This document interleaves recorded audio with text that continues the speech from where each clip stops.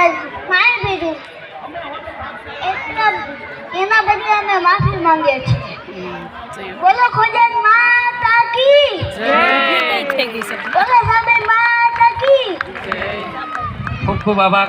આ બાળકીને motivation speaker તરીકે આજના ઇનામના દાતા શ્રી યોગેશભાઈ દેવરાજભાઈ ટીમલાવાળા 500 રૂપિયા આપી પ્રોત્સાહિત કરે છે। જોરદાર તાળીઓના ગણગણાટથી બતાવશો। એટલે એ બાળકીનું એ કહેવાનું હતું કે જે એકનાથની ઘરે ભગવાન જ્યારે 6 મહિના સુધી જમવાનું બનાવવા માટે આવ્યા અને રસોઈયો બનીને રહ્યા, ત્યારે જે એકનાથને ખબર પડી કે દ્વારકાથી એક બ્રાહ્મણ આવ્યો અને 6 મહિના પછી તેમને બ્રાહ્મણે એમ કીધું કે હું ભગવાનના દર્શન કરવા તમારા ઘરે આવ્યો છું। તો એકનાથ કે અહીંયા ક્યાં ભગવાન છે? ભગવાન તો દ્વારકામાં છે ને। એ કે નહીં, દ્વારકામાં મૂર્તિમાં મને ભગવાન નથી દેખાતો, તેથી જ હું અહીંયા દર્શન કરવા આવ્યો છું। તો કે એ ભગવાન ક્યાં છે? તો કે જે તમારે ઘરે નદીએ પાણી ભરવા જાય છે અને 6 મહિનાથી તમારી રસોઈ બનાવે છે અહીંયા, એ જ મારો ભગવાન છે।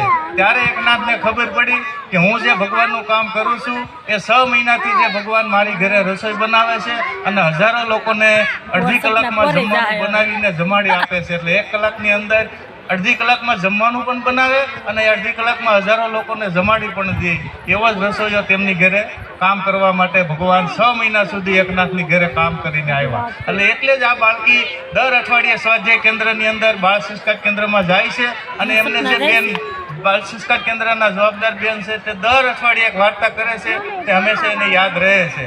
અને રોજ રાત્રે 11 વાગે જ્યારે મારી સાથે હુએ છે ત્યારે એક વાર્તા એને ન કહું તો એ ઊંઘતી નથી।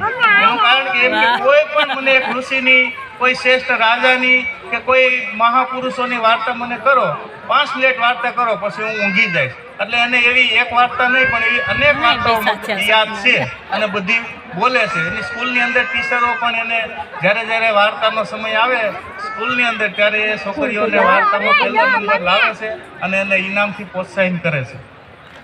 ખૂબ ખૂબ આભાર। આ બાળકીને યોગેશ